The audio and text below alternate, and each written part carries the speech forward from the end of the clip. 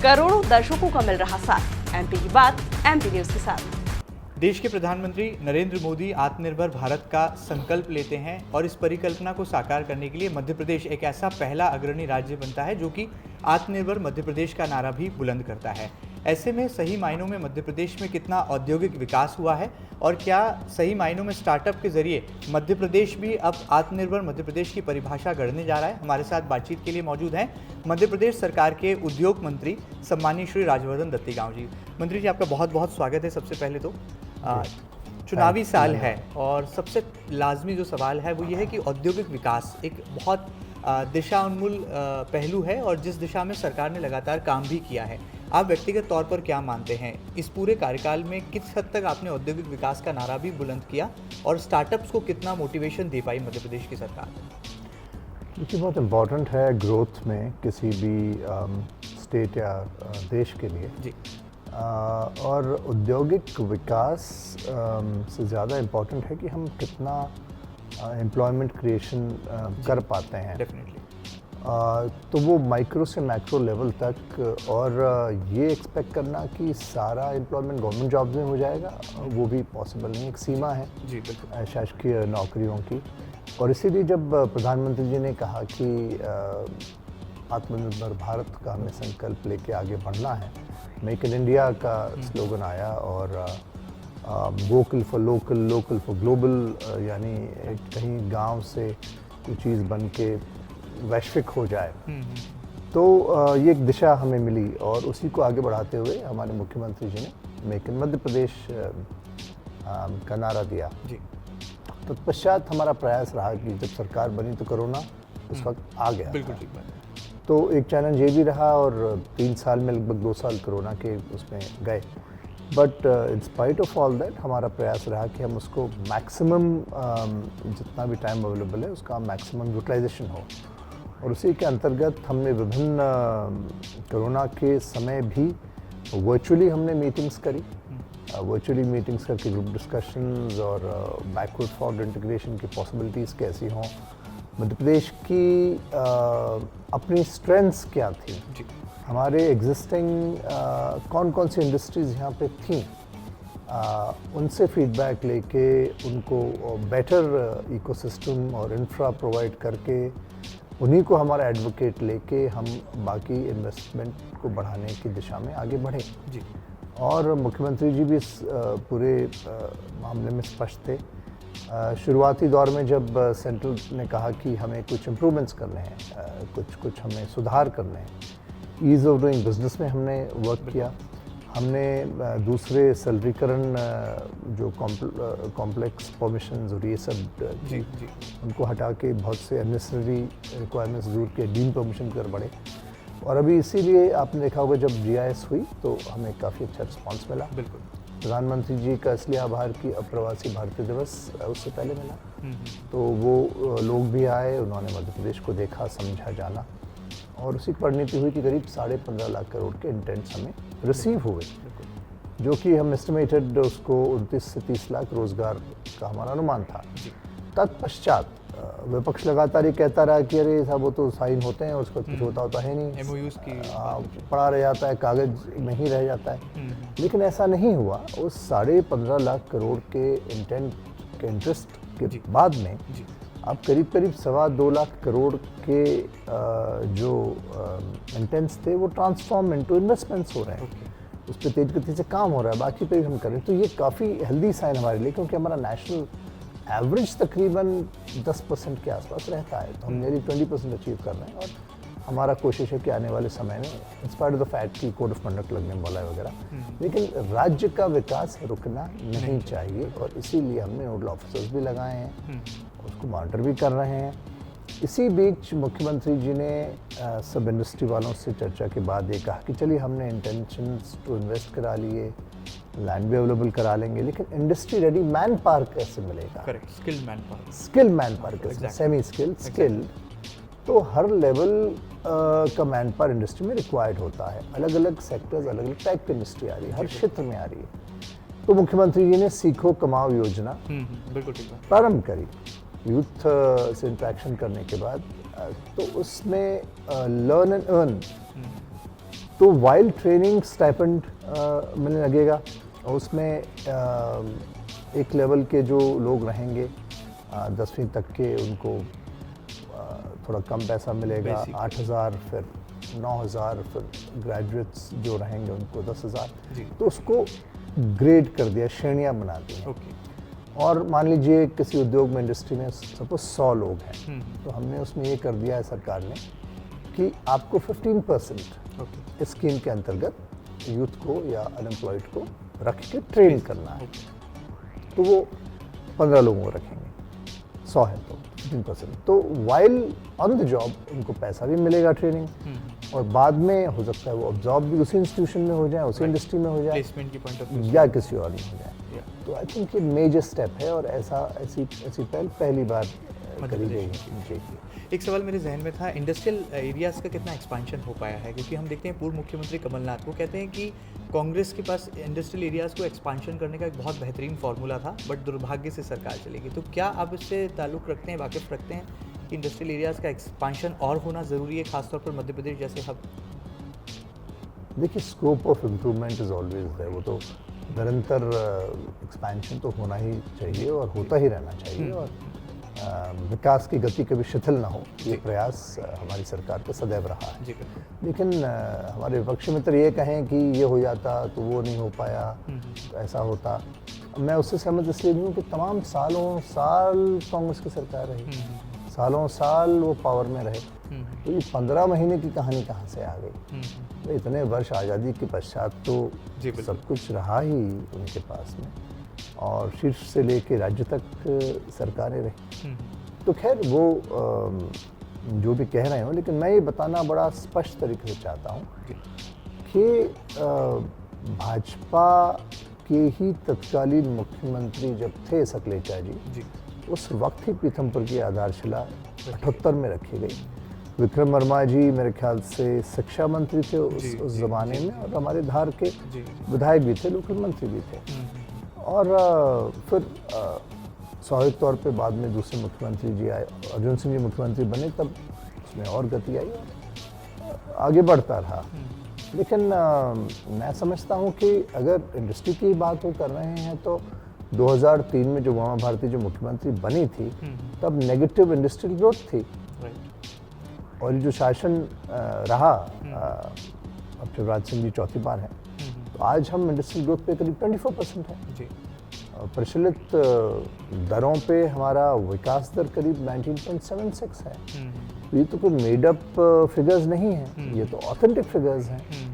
Similarly अब इसके पीछे हम पूछेंगे ऐसा क्यों हुआ, तो इंफ्रा में हमने मेजर इन्वेस्टमेंट्स करे, in spite of the fact कि कोरोना था, लेकिन फिर भी हमारा पूंजीगत व्यय कम नहीं हुआ। Are capital expenditure was always healthy. तो हम इंफ्रा बनाते रहे, सड़कें बनाते रहे, स्कूल बनाते रहे, कॉलेज बनाते रहे, उसी का परिणाम है कि हमारी विकास दर अच्छी है, उसी का परिणाम है कि इंडस्ट्रियल इकोसिस्टम बेटर हुआ, उसी का परिणाम है कि हमारे प्रदेश में इंडस्ट्रियलिस्ट अभी भी आ रहा है और हम ग्रो कर रहे हैं। और आगे मैं समझता हूँ कि अगर सभी कुछ ठीक रहा तो ये गति और बढ़ेगी। आपने ईज़ ऑफ डूइंग बिजनेस की बात की, मुझे एक सवाल मेरे जहन में आ रहा है कि हम देखते हैं कि जब भी कोई मिनिस्टर होते हैं तो उनकी कॉन्स्टिट्यूंसी का वो बहुत ख्याल रखते हैं। आपकी बदनावर कॉन्स्टिट्यूंसी की अगर हम बात करें तो वहाँ कितना आपने एक्सपेंशन किया और इंडस्ट्रियल ग्रोथ, क्योंकि मुझे ऐसा पता चला कि कई महिलाएं हैं जिनको आपने पहले सिलाई मशीन की ट्रेनिंग दी और फिर बाद में वो फैक्ट्रीज़ में काम करें, तो ये कॉन्सेप्ट कैसे आपने डेवलप किया और बदनावर की जनता को कितना इसका लाभ अब मिल रहा है और स्वरोजगार की दिशा में ये कितना आपको महत्वपूर्ण कदम साफ नज़र आ रहा है? होता क्या था कि हर एक आदमी आता था इंदौर या धार तो वो पीथमपुर की तरफ देखता था, लेकिन जब हमने उनको बताया कि थोड़ा सा आगे भी अगर आप जाएंगे तो लैंड भी अवेलेबल है, लेबर भी अवेलेबल है, वाटर भी अवेलेबल है, इलेक्ट्रिसिटी अवेलेबल है, रिच एग्रो जोन है, गुजरात की प्रॉक्सिमिटी है, रतलाम की प्रॉक्सिमिटी है, नेशनल कॉरिडोर है, तो लोगों का इंटरेस्ट आया और मैं उनको धन्यवाद भी ज्ञापित करूँगा। झील फैशन वेयर गारमेंट्स का जो उद्योग है उन्होंने हमारे यहाँ सेटअप किया आके, करीब 12,000 रोजगार आने वाले 3 साल में देंगे। ऑलरेडी उनका फर्स्ट बैच ट्रेनिंग स्टार्ट हो गया है और सितंबर में वो लॉन्च कर देंगे। 2000 से पहला फेज प्रोडक्शन चालू हो जाएगा।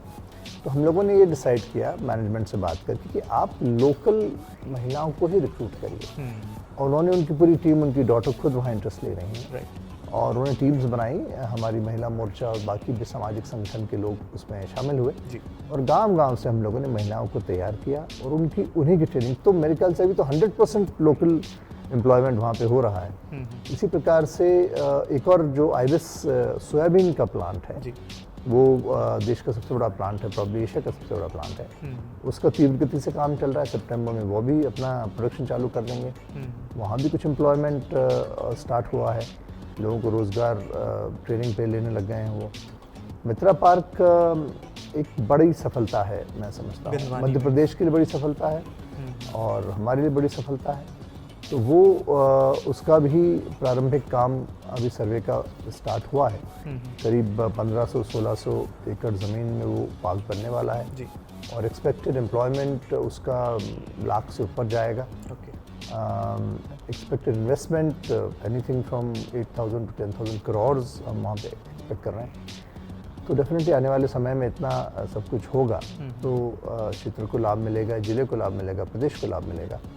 और रतलाम में भी मेजर इंडस्ट्रियल एक्टिविटी हो रही है। नेशनल कॉरिडोर बहुत समीप से हमारे गुजर रहा है। उस 8 लेन आने के बाद में, क्योंकि central point of national corridor वहाँ पे आ रहा है, तो 6 घंटे में दिल्ली, 6 घंटे में आप बॉम्बे पहुँच जाएंगे। ICDs हमारे पास अवेलेबल है। रेलवे का काम बहुत तेज गति से हमारे ज़िले में हो रहा है, जो पहले नहीं था। तो पूरा ट्राइबल ट्रैक और उधर कुछ और होगा, चाहे मक्सी गोधरा हो, चाहे छोटा उदयपुर हो। आने वाले समय मेरे ख्याल से क्षेत्र के लिए बहुत ही अच्छा होगा और न सिर्फ इस क्षेत्र के लिए बल्कि जो इंटेंशंस ग्लोबल समिट में आए हैं, हर संभाग में लोगों ने इंटरेस्ट दिखाया है। मुहासा बाबई हम वहाँ पे डेवलप कर रहे हैं, ग्वालियर चंबल तरफ लोगों को काफ़ी इंटरेस्ट आ रहा है, सोलर में काफ़ी इंटरेस्ट लोगों का आ रहा है, गैर परंपरागत ऊर्जा स्रोतों में करीब 6 लाख करोड़ के इंटेंशंस आए हैं। तो मेरे ख्याल से ओवरऑल काफ़ी पॉजिटिविटी है।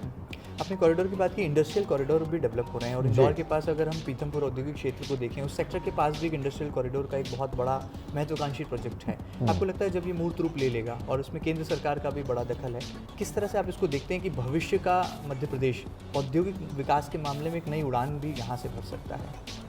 देखिए, पीथमपुर तो ऑलरेडी बहुत डेवलप हो रहा है और इनफैक्ट मैं गडकरी जी का धन्यवाद, आभार व्यक्त करना चाहूँगा। गडकरी जी मध्य प्रदेश पधारे थे जब गति शक्ति लॉन्च हुआ। उसके बाद में गति शक्ति का हमारे यहाँ फंक्शन होना था, लेकिन किसी कारण से नहीं हो पाया, तो वर्चुअली हमने वो उसको किया। तो गडकरी जी ने उस वक्त कभी हमें करीब 2.5 लाख करोड़ की सौगात दी थी भूमि पूजन लोकार्पण के रूप में। और उस वक्त मुझे याद है कि हमने उनसे रिक्वेस्ट किया था कि साहब एक तो पीथमपुर का लिंक डायरेक्टली रतलाम से हो जाए, तो उन्होंने कहा लेबर नया गम ऑलरेडी है, तो उन्होंने कहा तुम उज्जैन को नहीं जोड़ते। तो उसी वक्त हमने रिक्वेस्ट करी, उन्होंने तत्काल सैंक्शन किया। तो उज्जैन से जो बड़नगर होकर बदनावर फॉलेन जुड़ रहा है, उससे मेजर डेवलपमेंट होगा।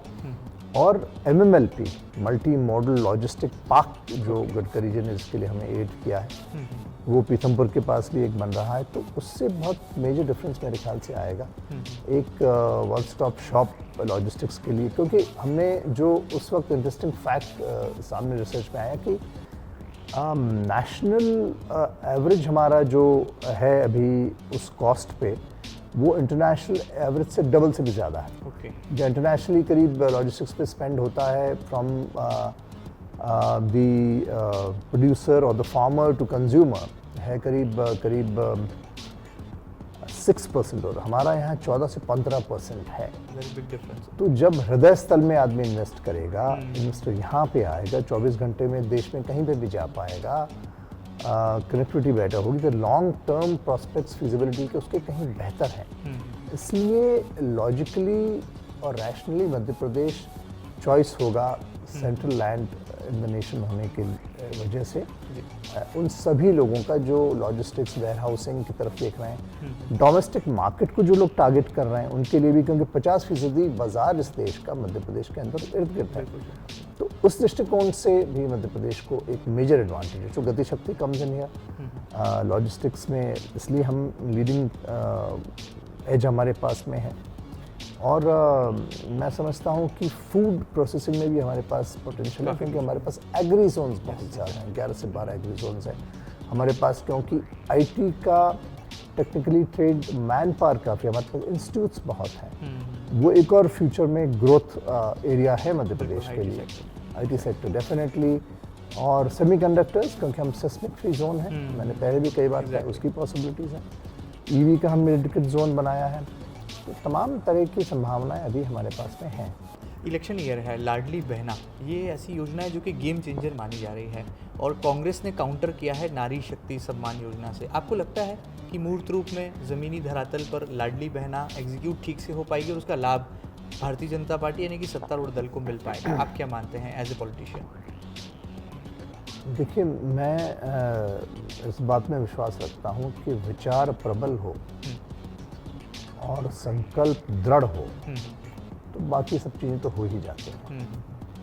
और जिस भाव से लाडली बहना को क्रियान्वित मध्य प्रदेश में करने जा रहे हैं जी। सबसे पहले हमने जो एक ज़माने में अभिशाप माना जाता था बेटी को, लिंगानुपात बहुत ठीक था नहीं, तो लाडली लक्ष्मी जब लॉन्च हुई और लाडली लक्ष्मी सफल हुई, पूरे देश ने उसका अनुसरण किया, सकारात्मक परिणाम आए, तो प्रोग्रेसिंग फर्दर अहेड ये लॉजिकल स्टेप था कि हम नेक्स्ट स्टेप में लाडली बहना को लाते। 23 साल की उम्र विवाहित जब हमारी बहन हो जाएगी, 2.5 लाख के अंदर उसकी इनकम, तो अभी जब रजिस्ट्रेशन हुआ तो हमने देखा कि बहुत सारे जो फैमिलीज पात्रता की श्रेणी में आते हैं उसमें आराम से 3 से 4 महिलाएं इसके अंदर आ रही हैं। जो 60 के ऊपर भी थी, 600 मिल रहे थे, वो भी 1000 में अपग्रेड उसका भी हो रहा है। तो जिस महिला को 1000 रुपया महीना मिलेगा, 12,000, तो वो स्वावलंबी तो बनेगी, कॉन्फिडेंट बनेगी, फाइनेंशियली इंडिपेंडेंट बनेगी, वित्तीय विषय में पराधीन नहीं रहेगी, उसका छोटा मोटा खर्चा वो चला पाएगी। तो ये पहली बार ऐसी पहल हुई है, तो महिलाएं उत्साहित हैं और मुझे लगता है कि उनमें एक नया आत्मविश्वास भी इस बात से आएगा। तो जो पैसा मिलेगा उसको वो बेफिजूल में खर्च नहीं करेंगी, बच्चों के एजुकेशन में, हेल्थ केयर में, उन तमाम चीज़ों में करेगी। हाँ, कांग्रेस आप कह रहे हो कुछ कह रही है, बल उनके पास पहले भी चांस था, वही पहले कर सकते थे। अब क्योंकि हमने कर दिया तो कह रहे हैं कि हम इसको बेहतर कर देंगे, इसको इम्प्रूव कर देंगे। तो जनक तो हम हैं, हमने इसको स्टार्ट तो हमने किया, और उस वक्त जिन चीज़ों के बारे में उन्होंने कमिट किया था वो पूरी न कर पाए। तो मेरे ख्याल से इन चीज़ों का कंपैरिजन तो जनता करेगी ही और उसी के हिसाब से निर्णय मिलेगी। एक राजनीतिक सवाल, आपके बदनावर विधानसभा की बात करें तो जो आपके अपने हैं वो पराये होते नजर आ रहे हैं और जो दूसरी पार्टी के लोग हैं वो बाहर से भेजे जा रहे हैं, तो बड़ी विचित्र स्थिति नहीं लगती राजनीतिक तौर पर? एक राजनेता के नाते कितना चुनौतीपूर्ण आप इसको मानते हैं?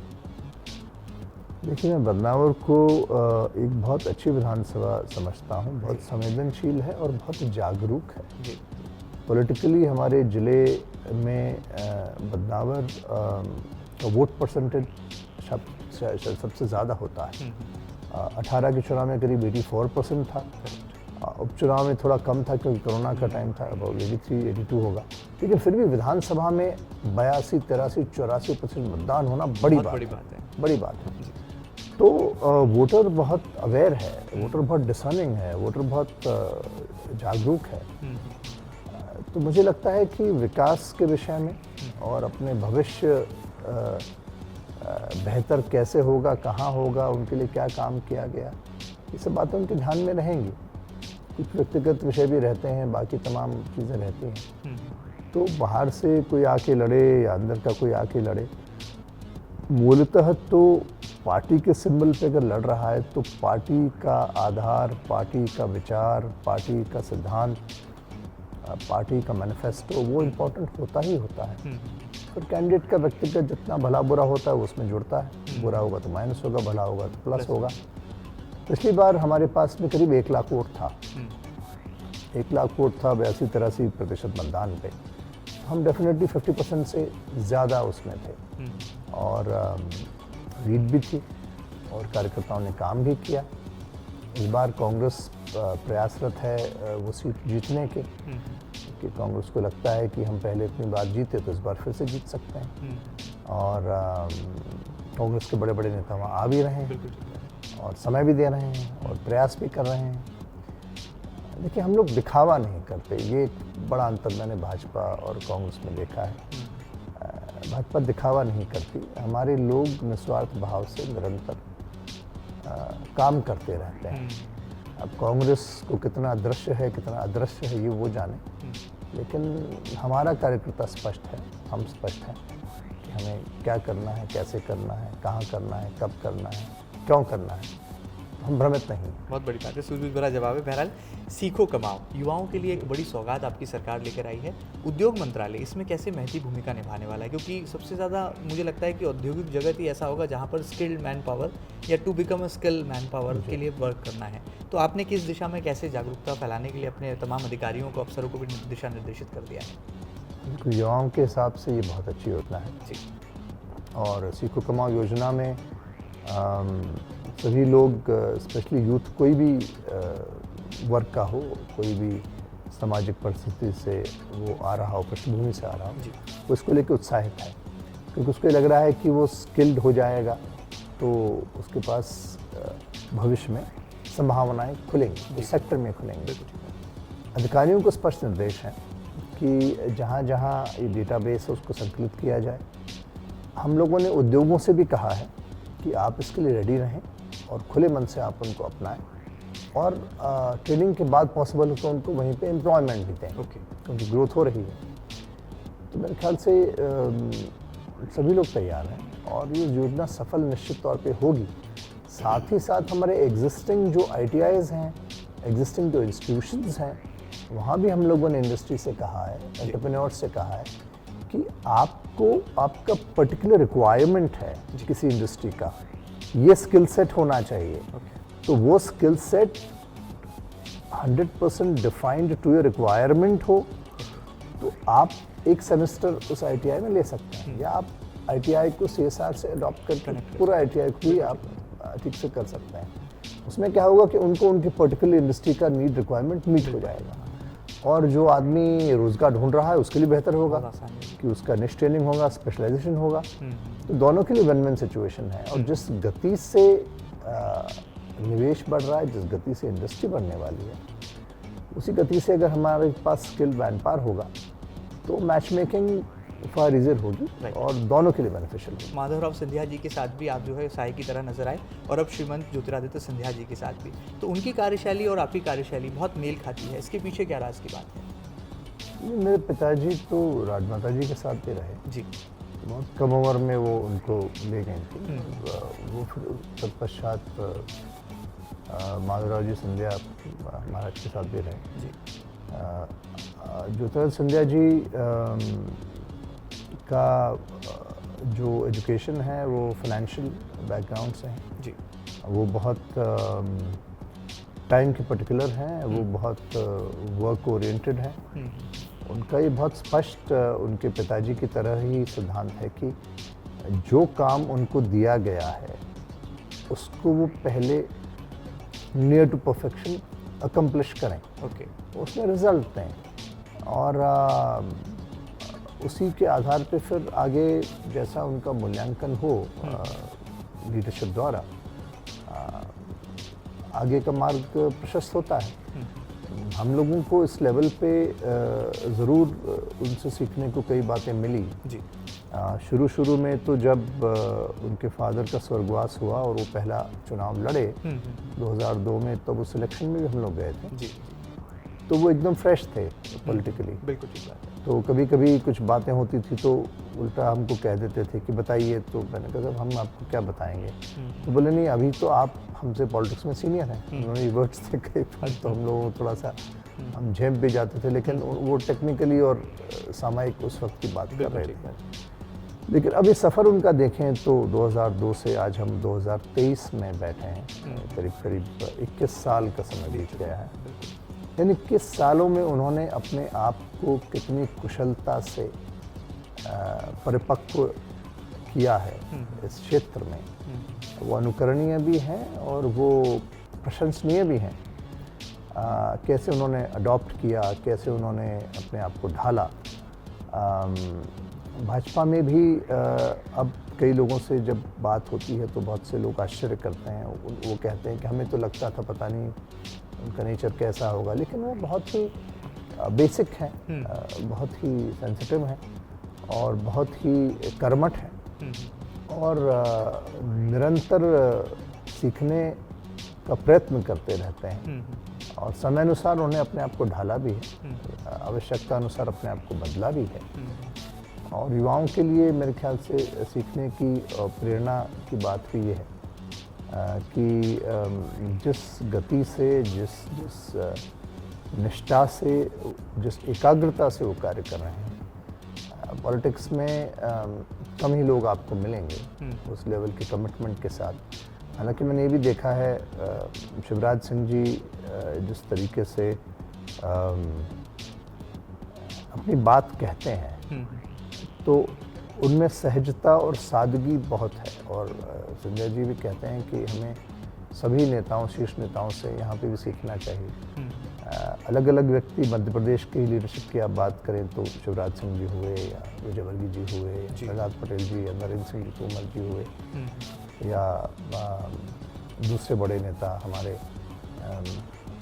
हुए, इन सभी में कुछ न कुछ खूबी और खासियत है। और एक अच्छी बात मुझे ये लगी कि ये सब एक ही काल में संघर्ष करके एक साथ आगे बढ़े। विद्यार्थी परिषद, युवा मोर्चा में साथ साथ उन्होंने काम किया। और जहाँ पार्टी का सवाल आता है और सब एक साथ खड़े रहते हैं, एक साथ काम करते हैं, यही ताकत है भाजपा की, यही मजबूती है। और मोदी जी का नेतृत्व है, उनका मार्गदर्शन है, मेरे ख्याल से एक अच्छी टीम है। तो सिंधिया जी कितना इंस्पायर करते हैं आपको, पर्टिकुलरली आपकी बात कर रहा हूँ? मुझे तो करते ही हैं, मुझे तो इसलिए करते हैं कि एक अच्छाई उनमें यह है कि मैं कभी कभी बड़ा ज़्यादा ही सीरियस हो जाता हूँ। तो वो कहते हैं कि तुम भाई मुस्कुराते ही ठीक लगते हो, हमेशा इतने कॉन्टेम्पलेशन में मत रहा करो। दूसरी भी चीज़ें होती हैं, switch on switch off mode भी होता है।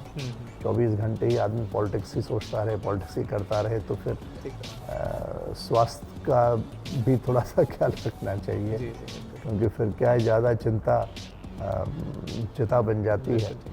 और ब्लड प्रेशर भी कभी इफेक्ट होता है, डायबिटिक होने का भी चांस रहता है, हाइपरटेंशन की भी संभावनाएं रहती हैं। तो ठीक है, लेकिन हाँ, उनकी ये चीज़ बहुत अच्छी है कि उनकी काम की गति कभी धीमी नहीं होती, परिस्थितियाँ उन्हें रोक नहीं पाती। और जितना कठिन समय होता है उतना और ज़्यादा वो संकल्पित होते हैं, उतना और ज़्यादा प्रयासरत होते हैं, उतना और मेहनत करते हैं। ये एक अनुकरणीय उनका पहलू है। बहुत बड़ी बात है। और पॉलिटिक्स में मैं ऐसा मानता हूँ व्यक्तिगत तौर पर कि कंसिस्टेंसी भी बहुत ज़रूरी है, वो भी उनके साथ जो है देखने को मिलती है, उनके व्यक्तित्व में है। कंसिस्टेंसी लाइफ में हर जगह, हर फील्ड में ज़रूरी है। आगे बढ़ते हैं। आपकी पार्टी में सब ऑल इज वेल है, क्योंकि WhatsApp, social media, not television, not digital, not print, हम देख रहे हैं कि कुछ होने वाला है, बड़ा होने वाला है। कर्नाटक के बाद अब मध्य प्रदेश की बारी है। कुछ सच्चाई है या केवल अफवाहें हैं? बड़ा तो होने वाला ही है, फिर सरकार बनने वाली है 23 में। उसमें क्या है जी। और संगठन के विषय में तो भाई जो संगठन पार्टी कर दे सबको मान्य है, वहाँ कोई वाद विवाद का विषय नहीं। आखिर में जाते जाते मध्य प्रदेश की 8.5 करोड़ जनता के लिए क्या संदेश होगा मध्य प्रदेश की सरकार के उद्योग मंत्री श्री राज्यवर्धन सिंह दत्तेगांव जी का? मध्य प्रदेश की जनता के नाम आपका क्या है पैगाम? संदेश यही होगा कि हमने बड़ी मेहनत करी है इन पिछले 2-3 सालों में। कोरोना होने के बावजूद हमारा प्रयास ये रहा है कि अधिक से अधिक बेहतर से बेहतर मध्य प्रदेश के लिए कर सकें। कोरोना काल का ही उदाहरण मैं देता हूँ कि जो टैंकर और ट्रक के ड्राइवर्स थे उन तक से हमारे मुख्यमंत्री ने बात करी है। चाहे हमारा प्रशासनिक अमला रहा हो या हमारा राजनीतिक हमारी टीम रही है, सब सजग रहे, सब ने मेहनत करी। हमारे संगठन ने ये बात हमसे कही कि सेवा ही संगठन के भाव से सब काम करे, एक कार्यकर्ता हमारा लगा रहा। तो जब हम इतनी कर्मठता से, इतनी मेहनत से हमने काम किया है और मध्य प्रदेश के लिए ही किया है, तो मुझे आशा है और विश्वास है कि इस प्रदेश की जनता इतनी समझदार और जागरूक है कि इस विकास की गति को निरंतरता प्रदान करेगी, ये कहीं रुक न पाए, इसको सुनिश्चित करेगी। और हम मिलकर इस प्रदेश को सर्वश्रेष्ठ इस देश में बनाएं, विश्व में हमारा स्थान और आगे बढ़े, हमारा राष्ट्र महान बने। यही हमारा सबका संकल्प भी है और ये हमारा प्रयास भी है। और हर पैमाने पे हम आगे बढ़ते रहें, यही आशा है। समाप्त हों। आप थे मध्य प्रदेश सरकार के उद्योग मंत्री श्री राजवर्धन सिंह दत्तीगांव, जो कि बता रहे थे कि सीखो कमाओ योजना ये कैसे युवाओं को न केवल जो है आने वाले सुनहरे भविष्य की तरफ ले जाएगी, बल्कि लाडली बहना जैसी महत्वाकांक्षी योजनाएं और महत्वाकांक्षी कदम आने वाले कल में नारी विकास का संकल्प भी पूरा कर पाएंगे। जहां तक बात है औद्योगिक विकास की, उन्होंने आंकड़ों के साथ मय प्रमाण इस बात को प्रस्तुत किया है कि कैसे आने वाले दिनों में मध्य प्रदेश न केवल देश का दिल बनकर बल्कि औद्योगिक एक बड़ा राज्य बनकर जो है पूरे देश में उभर सकता है। आपको एक खास बातचीत कैसी लगी हमें ज़रूर बताइएगा और ताज़ा तरीन खबरों के लिए लगातार बने रहिएगा आपके अपने न्यूज़ चैनल MP न्यूज़ के साथ। फिलहाल दीजिए इजाज़त, नमस्कार।